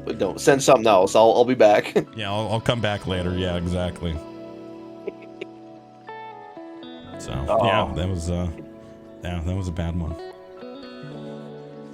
So. Vehicles have been a huge part of my life. Working on them, being near them, cars, bikes. I've always loved them. I'm very mechanically inclined. I like working on shit. Yeah? Always building something. Always building. The wife hates it. I'm not allowed to do cars anymore. Wait, why? What does she have against it? The massive amount of money I can dump into a car. It just is just one thing after another. The last one I did was a 1990 Nissan ZX300 with 200 shot of nitrous, and yeah, it just consumed me for quite some time. Mm-hmm. Yep. Yeah, I've never really gotten into the mechanical side of it. Yeah, that's fair. Like cars and whatnot. Yeah, not for everyone. I like. Oh, I would love it. Things. I just no time. Absolutely no time for it. Especially with a stream. I need you to stream. I need my channel points. I'm close. How many channel points are you up to now? 157 or something. I had a period where it wasn't giving me anything. I was like locked. That's what Ranger's been battling. That he's like I leave you on for hours, and I come back and I have like 20 more points. Yep. I'm like, I don't know, man. Like I mean, we don't control that. That's all Twitch stuff. But it's on their end. I have nothing to do with it. Don't blame me, man. That's weird though. That's super weird that like points and stuff are hard to come by, huh? It seems like I'll have a stutter and a pause, but as soon as I get to my monthly first sub, monthly first cheer or whatever, as soon as I do that, the points just start rolling in. Like it's like every 5-10 minutes there's another 60, another 60, another 60. Right. And then it just freezes up again. I don't know if it's a Twitch issue or if the numbers are too high or whatever, but it's definitely a Twitch issue. Number's too damn high.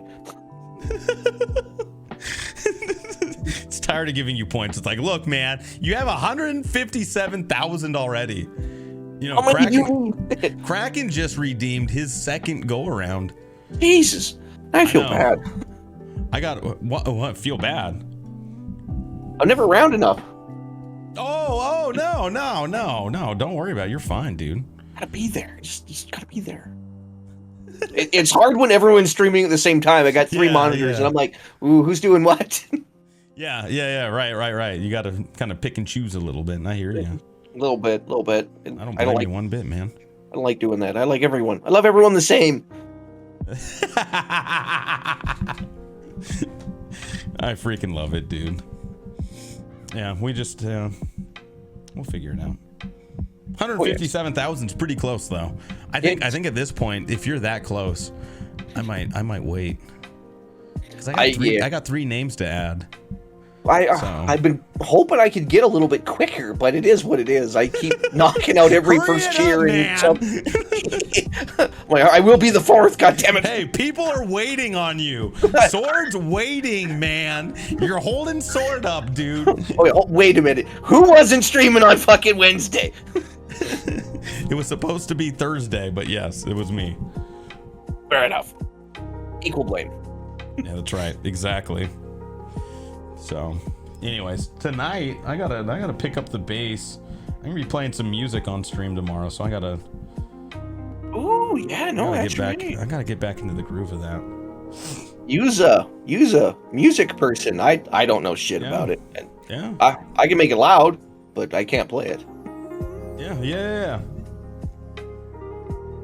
What's your jam? What are you into? More heavy, R&D, pop? What's your forte? R&D? What's R&D? No, heavy stuff. Yeah, heavier rock, a lot of classic rock as well. Nice. It depends. 90s alt, I freaking love. Okay. 90s alt, 90s grunge. Ooh, just grunge in general. Yeah, classic rock, metal. Yeah, it depends on the mood. Depends on the mood. Nice. Yeah. Nice. Yeah. Big fan of the classics. I really love Zombie. I grew up on Zombie, and I love my Zombie. Rob is the shit. Oh yeah. I've seen him live. Oh, I wish I had one chance, and work denied me access to go. He came with Manson, and I think it was Ozzy. And oh man. Oh dude, yeah. I had tickets. We were going. I saw Ozzy as well. Nice. I didn't see. It wasn't technically Ozzy. It was Sabbath. Yeah, it was fair enough. when they did their farewell tour. I caught that. Nice. So it wasn't his solo stuff, but it was. What do they call that? This is the end tour? Yeah, I'm pretty sure. Yeah, because when they got to the city I was working in, Manson got sick. He got that flu. There was a nasty flu going around, and Manson was on stage trying, and he couldn't. Like he just could not. Yeah. And the show ran short because he was passing out on stage. Oh man, that's brutal. But we had tickets, and then the boss is like, "Nah, you're heading out like 300 miles that way tonight. Go." Fuck. Wait, so were you at the show or? The night of, when we were going to go to the show, we had tickets, we were ready, everything was lined up, and the boss called. And when the boss calls, you go. Like, you're married to the job. Man. So, because I've never been to a concert in my life, ever. I've never been to one, period, of any kind. Still. Oh wow! Whoa. That was gonna be the one, and it didn't happen. So after that, I was like, fuck it, whatever. What about like bars with live music? Have you done that? Nope, never. So you've like literally never been like exposed to live music? Nope. I think I heard at the talent show some kids were playing when I walked by in high school, and it was just noise. So right, yeah. That's the closest. Yeah. Man, it's been a long time. I still go. I try to catch one live show. I try to do it once a week, but with streaming, it's usually not possible. So it's like once every 2-3 weeks. So fair. But music is just something that. It's different for everyone. For me, it's background stuff. Like even when I'm running equipment or I'm driving, music is in the background because I'm too busy listening to the machine, waiting for something to go wrong, waiting for that weird tick or whatever. So music's never been super important, and I prefer my techno. I don't ask. I just really got into techno. Hey, I went to Ultra 2019. Ooh. Yeah. It's on basically all of the biggest names in EDM there. Like literally all of them. Wicked. Yeah. I don't mind a little EDM. And just especially like when you're working out and stuff, you put the headphones on. It's something for bumping, right? Yeah. I actually got to meet Steve Aoki. No way. Yeah, because he's in Edmonton, and I was in Edmonton, and I was literally in a gas station, and girls were losing their minds, and I'm like, what the fuck's going on? What was he doing in Edmonton? He was living there. He has his own show. Oh. Yeah, and he was in Edmonton, and I was in a gas station, and people are like, he's Canadian. I didn't even know he was Canadian. Pretty sure he is. I think he is. No, don't hold me to that, but I know he was in Edmonton. I had no idea. Because he used to spin a live show like on the radio. Yeah. Anyway, I just was in a gas station and someone's like, it's Aoki, and I'm like, who the fuck's that? What are you talking about? Like, but you're like an EDM guy. How do you not know? 100 countries in 100 days, dude. I'm gonna be honest with you. I've been working with people for like 6 months now. I have no idea what their names are. It's just you. I don't remember names. Yeah, okay, fair enough. You play music, I'm gonna remember it. But if you tell me it's Chris Stapleton, I'm like, okay. But play one of his songs, and I'm like, oh yeah, this is a good one. But I couldn't put the face to the name. Tennessee Whiskey. Yeah, there you go. Yep. That's from the Jules cast. Ah, yes. Well, Stapleton didn't write that. That's a cover. That's a cover. Fair. But I mean, he kind of took it next level. So yeah. Fair. Yeah, Steve Aoki's. I mean, he's pretty good. Did you know that he toured 100 different countries in 100 days? Really? Straight. Yeah. Oh, dude. Oh, that's rough, man. 100 countries. Yeah, it was a new country every day. Damn. I think there's a documentary about it. I could be wrong, but I think they did like a documentary. I mean, but let's like look, I hate to be the poo-poo guy. It's a little bit of an easier job DJing 100 shows back to back than singing or that's fair. I mean, yeah, it's not physically or as physically exhausting. Yeah, it's not quite as demanding in that regard. But it's still like don't get me wrong, it's super impressive. Just the logistics behind it, right? Like passports, lining up times, flights, not effing any of that up. Like if you're some of those countries are tough to get into, man. Yeah, some of those countries are tough to get into, tough to get out of. I do. Paperwork, I don't know. Certain countries probably make you do extra screening because you're like, what the hell? You're an American in Dubai traveling to Turkey? Like what? Yeah, why? So are you smuggling? Right. So I'm assuming him and his team would be scrutinized a little more carefully. Oh, very much so. Yeah. And some of those other countries are like, it's just a guess. But man, the logistics behind that had to be insane. Oh God. His manager's just ripping hair out. Yeah. No, he's bald. Guaranteed. Just polishing it at this point. Yeah. Oh, man. Yeah. But, man, that's so funny that you really haven't listened to, live music at all. Like, at all. Nah, growing up, we were discouraged from a lot of things, and that was a big one of them. Music was a no-no. We could listen to it. It wasn't like, it was banned or anything. But live stuff, no. Wanted nothing to do with it. My parents hated it. They're just recluses. Just wasn't their vibe? Okay, yeah. They weren't super great as parents went, let's put it that way. I basically grew up in the 1960s. I remember when we got electricity.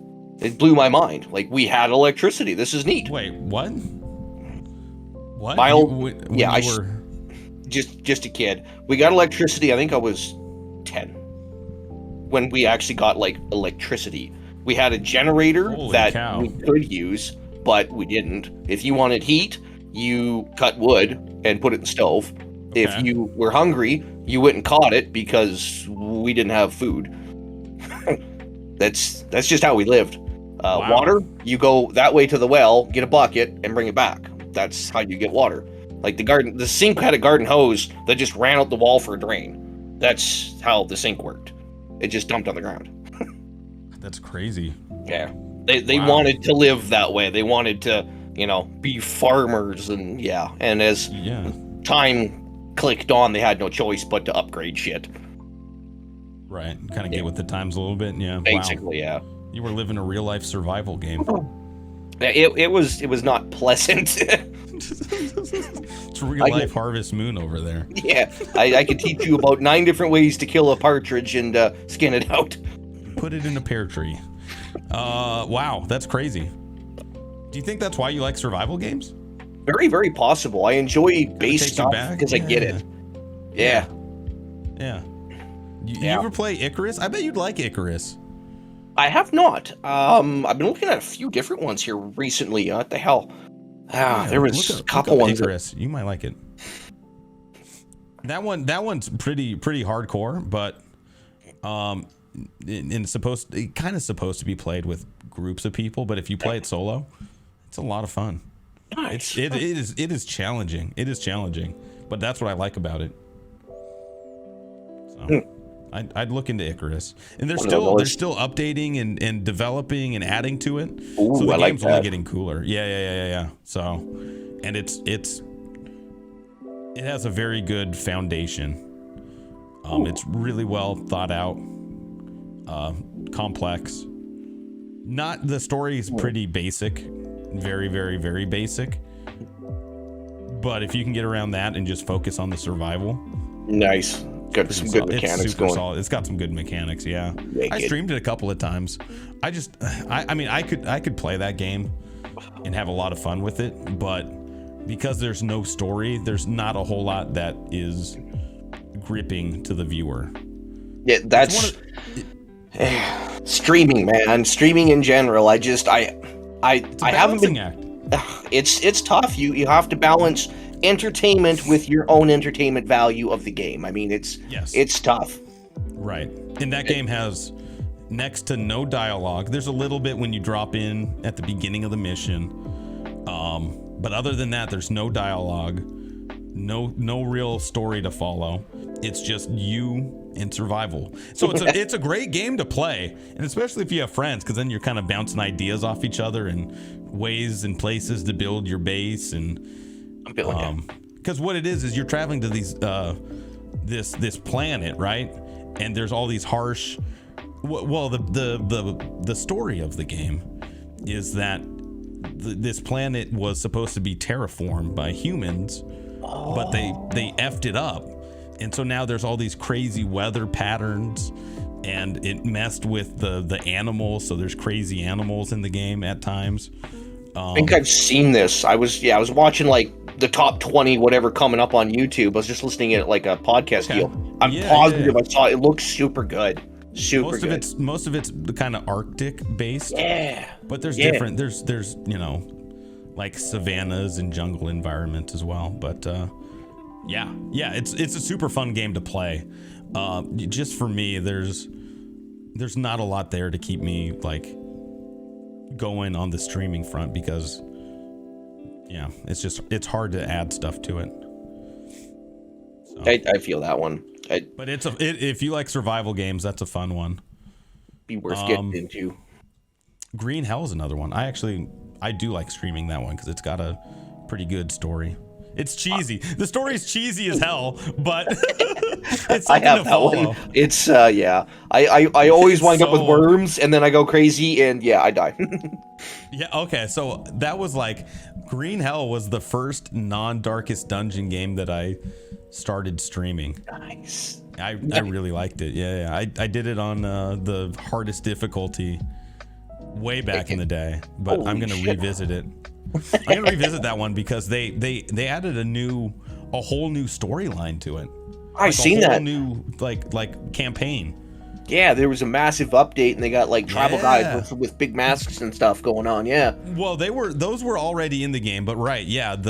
Was it Spirits of the Amazon or something like that was the big update, right? And it's a whole separate campaign. So I might just do the whole thing walk through it again. Yeah. Because I liked it. The story was super cheesy, but I liked it. Like, you keep taking ayahuasca to learn about how you crashed and where your girlfriend is and this and that. It's like, oh, fun. Let's do a little more ayahuasca. Okay, well, now I learned more about myself. Nice. So I always have such a hard time finding a game to stream. I'm like, I don't want to play anything I have. It's not engaging enough for me. And the few games that I do stream, I'm tired of playing them. Like American Truck Sim, I don't want to play it. I'm bored. There's nothing left for me to do. I liked watching you do Stranded Deep. That was fun. It was entertaining. I wish I could change my keybinds, but it was a lot of fun. Fucking crabs. Can you not change your keybinds in that game? There's no keybind for it. And I'm so used to Minecraft to keep it in queue. And I just keep dropping items. And I'm like, God damn it, open up the menu. I've had that problem in a few games. Phasmophobia Like in VR, Phasmophobia, I always freaking drop stuff because you got your little tool belt. You know, if you played Phasma with someone in VR, you got your little tool belt. You look down and you what you do is you put your hand where that tool belt is, right? You move your hand down there physically, and then you just let go of the item, and it attaches to the tool belt. Well, either A, you have an item there on that side that you can't see because it's dark. So when you let go, it can't attach because there's something there already. So it just falls to the ground. Or sometimes you'll let go and it just doesn't latch on. It still just falls down. So you'll just be running around. You'll be like, oh, drop, take this, put that on the toolbar or tool belt, and it'll just bloop, fall down. You won't even notice it. And your flashlight's gone. Fuck. Yeah, no, I've done that, right. Well, usually the flashlight you catch because that's your light source. But you'll be running around, you're like, where's my thermometer? Like, what the hell? Where's my EMF? I swear I had it. And then you'll be running through the house, like you'll get to the front door. You're like, oh, I dropped it here so I could open the door, but it didn't connect. That's a game where I've dropped a lot. Oh, you play Sea of Thieves? I've streamed it a few times, yeah. Okay, yeah. That one's been a big one with the community. Everyone's been able to get involved because they can cross-platform, and it's been a lot of fun. I love playing with Big V. He's just, God, he's so entertaining. I love that man. Yeah, I do. I've been wanting to do more Sea of Thieves. That is a fun one. I've actually really been liking Dread Hunger. I think I've only streamed it, twice now? Twice? Yeah, something like that, yeah. I picked it up after I saw you playing it. I was like, I want you that. actually bought it? Yeah. I actually bought it. I was like, that looks like a hell of a lot of fun. Okay. Well, I'd say go ahead and practice it, and we can join up sometime. Word. Yeah, because that game is a lot of fun. It's just you really have to be careful about the lobbies that you join. Because people just troll. It's a big troll game. But if you get in with like 3 or 4 friends and you're just a little careful about who you let in, it's so much fun. Absolutely. Oh, bless you. Woo. Sorry, give me 1 second here. Man, Don't worry. My allergies are just bonkers. I was good all day, literally good all day, and then it hit me all at once. Sometimes you get home, it's like every time it's like, fuck.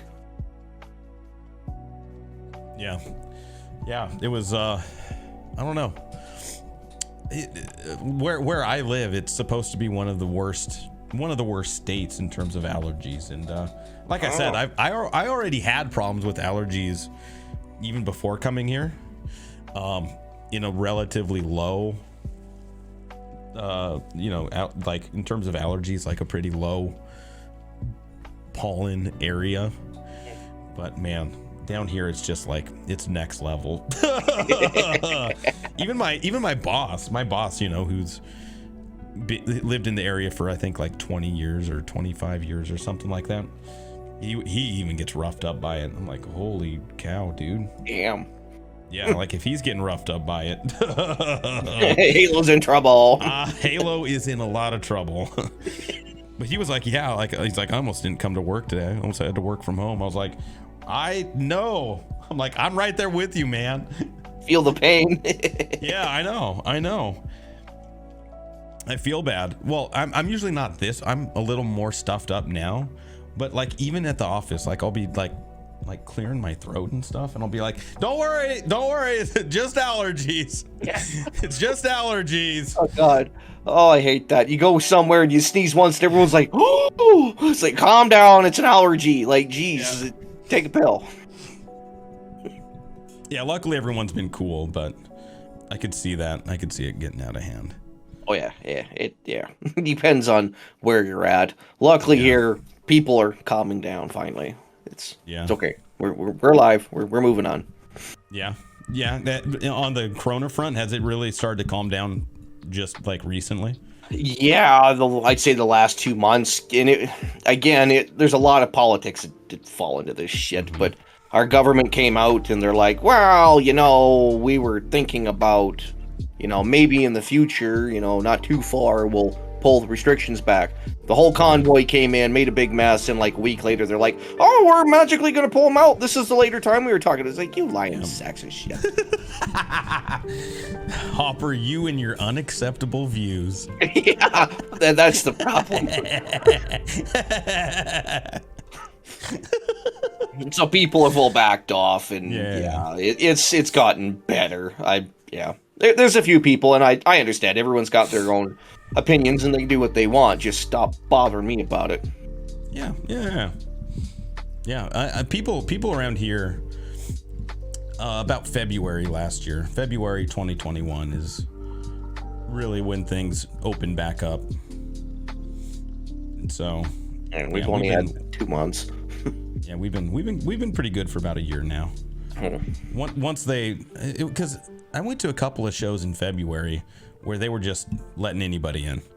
Like concerts, like, hey, just pack out the bar, who cares? So once they started doing that, all the other places were just kind of like, we'll just do whatever now. Yeah. See, we have a new issue where the government has decided if you, as a business, would like to keep the restrictions, you're welcome to. Sure. Well, now you got a restaurant with a staff member who may be on one political side or the other, and they start picking and choosing who they let in. Yeah.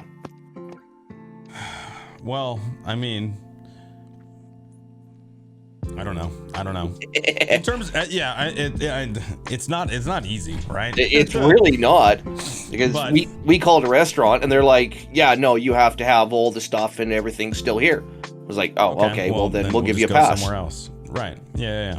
And then next week they're letting people in without anything, and I'm like, well, what the hell? And then the week after, no, you can't come in anymore. And it turned out it was just one gal who was politically charged. Okay, I see what you're saying. Yeah, she's like, no, I demand it because I said so. And she's turning away business, and they wound up firing her. And then she sued them for firing her. Like, it gets so convoluted. Right. If the business as an owner wants to, whatever, that's their business, not mine. If they want to keep the stuff. Yeah, right. That's okay. I see what you're saying. Yeah, and I get that. Like, hey, if you want everyone masked up or vaxxed or whatever, that's fine. That's fine. Exactly. Everyone can make their own choice. Totally okay with people making their own decision, but I see what you're saying. You're hitting a moving target when it depends on the employee. Yeah, even employees, get to stick up their ass. That's bad. Honestly, that's bad management. Because either way, the company needs to decide what the policy is, and the policy should be consistent. Exactly, and no matter who's working there, like, right? Hey, if you don't want me in there, fine. If I don't want to wear a mask and you don't want me in there, okay.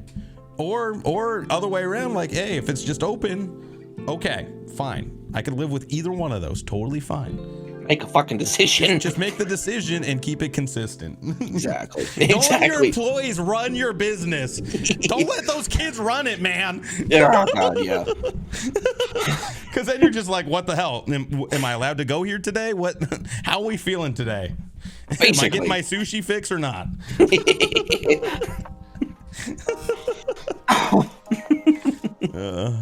But yeah, no, I've been very lucky. Here, yeah, February is when they just opened full on up. Nice. Before that, they still had like indoor dining, but you were, distanced, tables, all that stuff. Yeah. So even last last January, just being able to eat inside, I was like, oh my God, this is freedom. This is amazing. Because at that time, we weren't even allowed to eat inside. Oh shit, yeah, patio only stuff. Yeah, right. They did the little tents, the little whatever you call it. Yeah, those little thingies, little gazebo deals. Yeah. They were doing those everywhere, and you had to eat outside. So getting down here by the way, that is in the middle of winter, by the way. This is December, January we're talking about, and before that too. So just being able to come down here and eat a meal indoors, I was like, it feels so good. Right. Especially after moving across the country over 2,000 miles. I was like, I'm just gonna go inside. I'm gonna order a burger, fries, and a beer, and eat a warm meal in a warm environment with a view. Nice. So no, it's crazy. It's crazy that like it took the convoy really for you guys to get back to somewhat open state. Yeah. They claim that it wasn't, but let's be real here. I mean, that was a lot of noise. It come down to like, it exposed a lot of bullshit that's going on, and people got to see it for themselves. I mean, the media was just saying, yeah, they're terrorists and they're terrorizing people. Well, then you go down there and they got people videotaping, and they got literally people playing hockey in the street and hacky sack and hugging each other and like on a regular basis. Like it was just, they wanted to villainize it, and people just said, no, enough's enough. I want to take my risk. If I die, I die. I mean, I can't live inside a box my whole life. Yeah, what was really telling is when Trudeau he spoke up in defense of the mandates, and I can't remember the entire context, so I'm kind of hesitant to say it because I'm going to botch it. I will correct it. I'm sure I heard it. He spoke up in defense of the mandates and accused another parliament member of being a Nazi. Yes, you are very correct. She's a Jewish descent. She was like part Jewish or 100. I don't know, but she had Jewish heritage. Yep, her grandparents were Holocaust survivors. And you're right. You're right. Her family had direct ties to it. Like, it was super telling, and he got called out immediately for that. And he refused to even remotely consider apologizing. Yeah. He just came out on the news one day and he said, we know we're violating your basic rights, and we don't care. We're doing it anyway. Right. I mean, like, seriously? Is no one going to put a stop to this?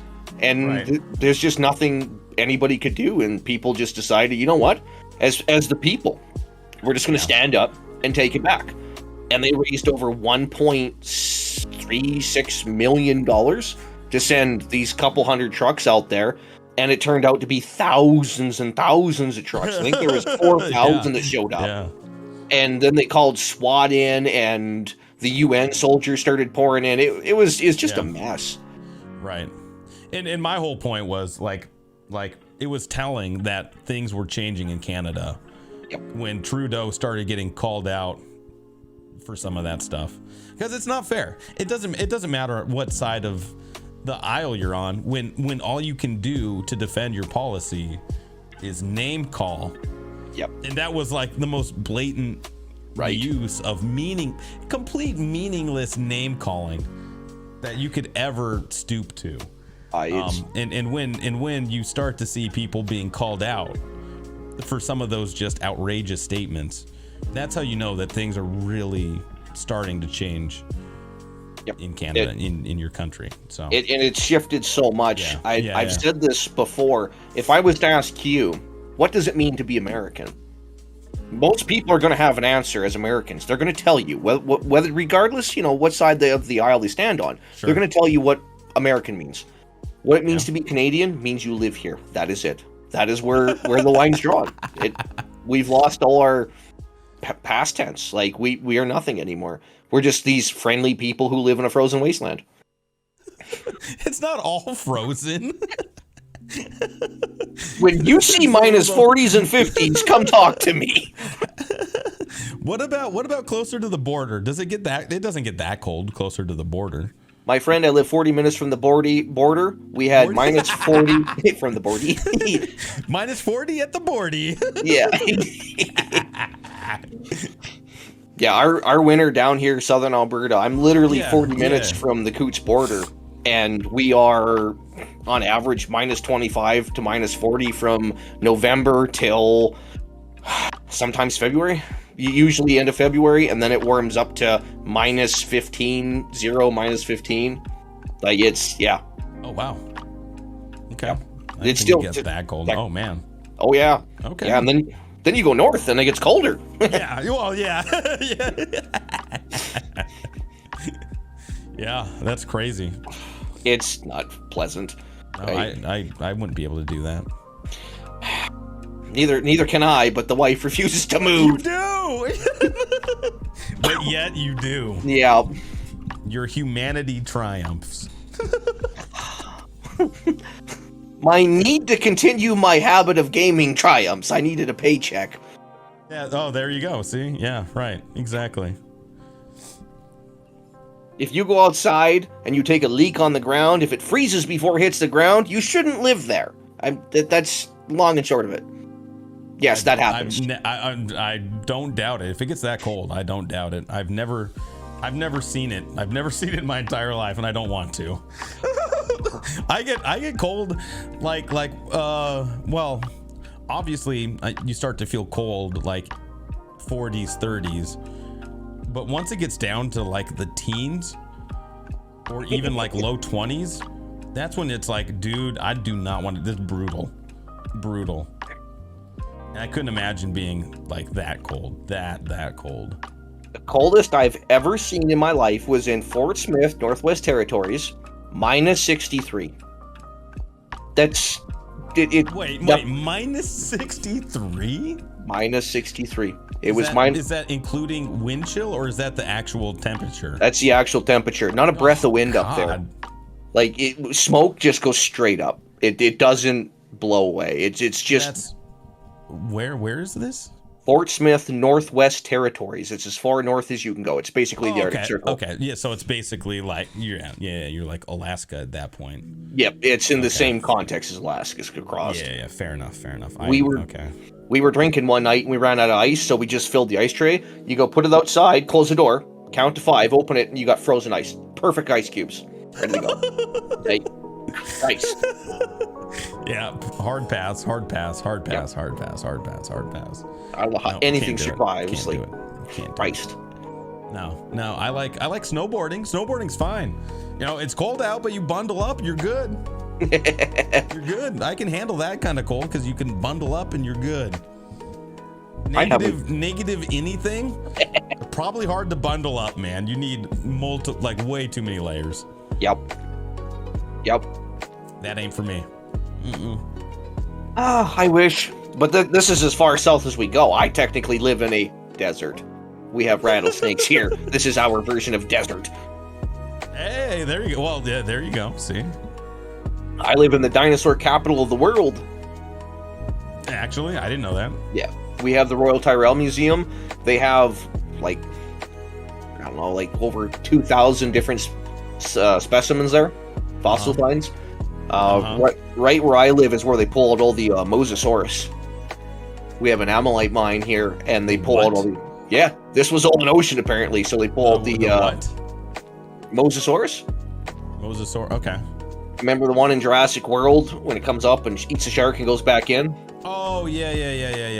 Those things. And the Plethrodon or whatever, the one with the long neck and the little flippers. We have those here. We find them all the time. Long neck and okay, I have no idea. Yeah, they're water ones. We actually found the most intact specimen that's ever been found. It still has skin follicles attached to it. Whoa! They found some dino skin? Yeah. It's one of the armored ones with the spikes out the side and the big club on its tail.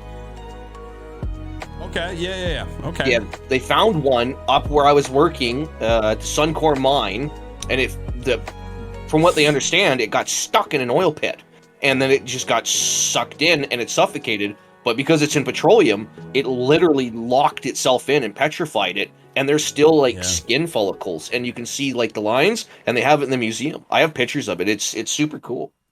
That's crazy. Yeah, I absolutely loved that. I'm a big fan of dinosaurs. I think dinosaurs. At what point do people realistically start talking about cloning dinos? I don't know. I think it's already been talked about. Guaranteed. I know they've been trying to do it with a woolly mammoth for years because we have frozen specimens. Yeah, They're- right. Hopefully the technology's there. At what point does that actually happen? Right? What do we do with them after? That's my question. I don't know. How do you clone something with skin? I don't know. I know they've done it with goats, but I mean, they don't live very long. Like maybe I'm super just way off base here, but isn't that weird? That you could take the DNA from skin and recreate an entire organism? Yeah. I mean, Jurassic Park wasn't that far off from their basic idea. There's a lot more to it, but if they could fill in the code and recreate dinos, I mean, somebody would do it. That's a moneymaker from the word go. Right. But why do we need? Why is it? I'm gonna sound like such an idiot. Someone's gonna call me out on this. But why is it skin? Like, why does skin or hair? Why does hair work?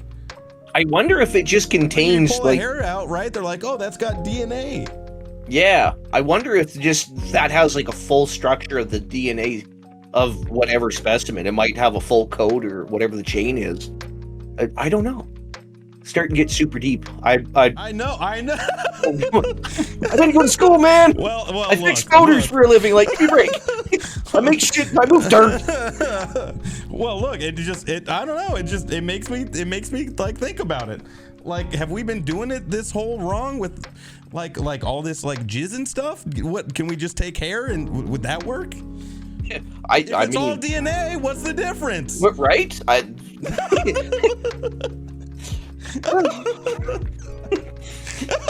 There's some scientist watching this podcast going, this motherfucker's onto something.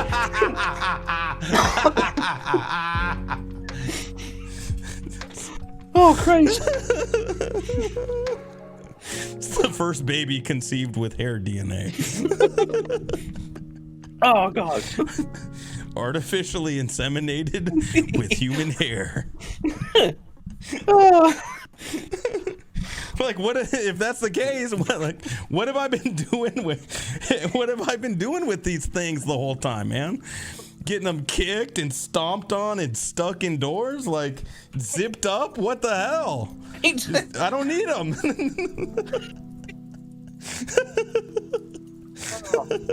Just tear them off of me. Really? Yeah, you don't need these anymore. I'll just do it myself. Doink. Yeah, there you go. Make a new one.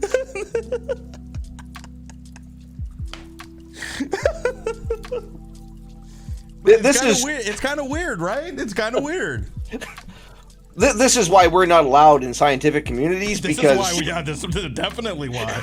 This is definitely why. Oh my God. It's crazy though. It's crazy that with a strand of hair they can reproduce an entire human, like a clone, an entire clone. Like you can take anything and just remake something. How long it lives is completely out of the question or out of the point, but yeah. And it's a whole you're talking like a whole new thing too. Oh, for sure. We're not just talking like you're planting hair and getting more hair out. You're getting like eyeballs and brains and arms and legs and organs. Like, this could be used for hair. Evil. Like, could you imagine them cloning people just for organs? I mean, like, shit. For sure people in the medical community have already thought about that. Yeah, that's nothing new. That kind of even almost goes into like stem cell research, right? Yeah. Because that's kind of the same thing. You know, are we gonna produce life for the sake of sustaining people with like life-threatening injuries? Like, right. You take one to give to another. I mean, yeah. Oof. So it's what's possible with medicine, really. Yeah. I don't know about the whole artificial insemination with hair. That one might still be a work in progress. gonna save me a lot of effort in the long run. It's not as fun, but I mean.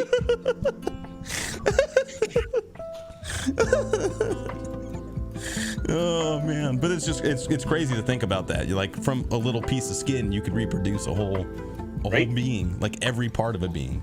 Crazy. It's crazy, man. Some Austin Powers mini-me shit. Right?